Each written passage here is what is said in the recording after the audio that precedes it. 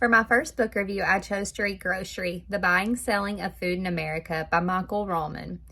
The book was written May 16th of 2017. This book offers a pretty versatile perspective on food and the concept of fats and what's good and what's bad and kind of what the media labeled food as early as like from when Michael Ruhlman's parents were around. And Michael Ruhlman is actually like around my parents' age, and I'm around his daughter's age. So I can agree with a lot of his points. He even offered some like millennial perspectives on food and how we as millennials would tend to like grocery shop, which I'm actually not the perspective of the millennial that he gives. I find myself a little different. I buy in bulk, but that's how my parents were. And I think he was probably a little different because he was from the Cleveland, Ohio area. So I don't know if maybe they don't tend to buy in bulk as much, but I don't know. He mentions Costco and mentions like superstores and when they were around and like the different grocers, even in their area. They have a different ones that we don't really have. He mentioned Wilmans, or I'm probably saying it wrong, but it was a different big box, or I guess a big superstore. I believe he said they made around $5 million a year, but even though they made around $5 million, it was still around a 1% profit margin, which is still pretty good for grocery stores, but not like, I guess, in the overall scheme. But I really did like the book. I learned a lot from it. If I was going to like build a lesson plan around it, I would probably tend to lean it towards maybe a historical aspect, because he does offer some great history in it. Like, he goes into like TV dinners and when they became around, because he said like his parents got divorced when he was a kid, so he could remember like whenever the microwave was like an early concept and when households got it.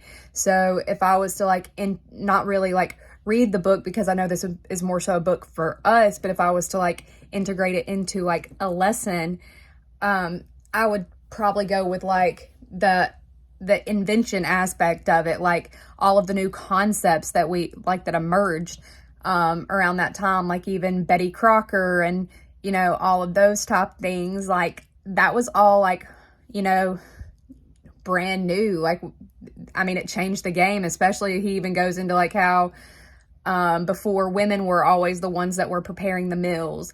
And it came into play where women were telling their husbands like, oh, my husband cooks such great barbecue.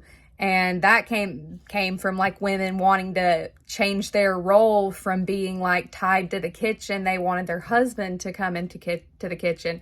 And he even said like he wrote this book for his father, like, or as a tribute to his father, because he started to explore his father's love for groceries, or started, I guess, think about them after his father passed. So he like did a whole tour, I guess you could say, like on grocery stores and at his one superstore in Cleveland. But that was like another thing, is like it didn't really offer much research into other key grocers. I mean, it gave like, he told information from them, but not like, I guess, from a more like profit margin. He only went into profit margins of that one grocery store. But I mean, it was still an overall really good book that you could like base a lot of lessons off of, just on like, I mean, he even talked about his own personal preference on like, he asked a lady like why she was buying low fat creamer, because basically that's just like a media game, like low fat creamer doesn't exist.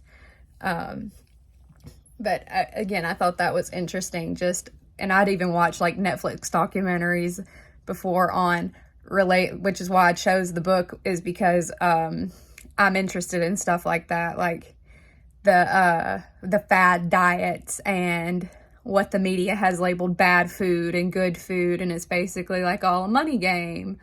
And I did find it interesting too that grocery stores used to like make a lot of their own product, and he even goes into that. And of course now that's not a thing. Grocery stores don't make their own products, but I mean, any of that stuff would be really cool to base lessons off of, just the historical aspect of that. Like, I mean, you could pinpoint out so many different things. Like he even talks about the concept of the flour, the quick rise flour, and how that was just like a totally new concept and it changed baking. I mean, there's so many things, and like the history of Betty Crocker is just interesting on its own. Like, I'd actually watched a Dark History on that. But just those things that he mentioned that I'd already knew about were just kind of cool just to hear, you know, I guess more information on it. But yeah, overall a really good read or podcast, or I mean not podcast, audiobook listen, but I enjoyed it.